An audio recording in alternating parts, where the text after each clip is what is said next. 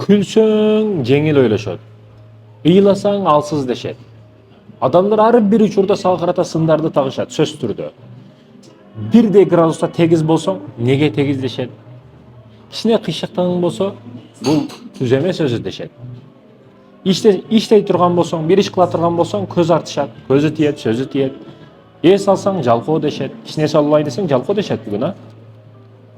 Эң жакшы жолун айтайынбы? Ар кандай сын тагууларга көңүл булба, а? Сын тагам дегендер ар дайым сын тагышат, табышат, жол табышат алар ар дайым. Эң жакшысы өзүң үчүн жашаганды бил. Өзүң үчүн дегени кандай? Эл эмне дейт эмес, Аллах эмне дейт деп жашаганды бил. Адамдардын каалоолору чексиз, сага карата, өздөрүнө карата. Тосуктары дагы чексиз, өздөрүнө, сага карата.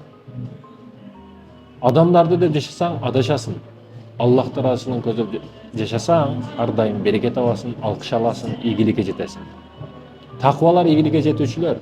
Ар бир нерседе, ар бир иш аракетте таква бол. Бисмиллахсыз иш баштаба.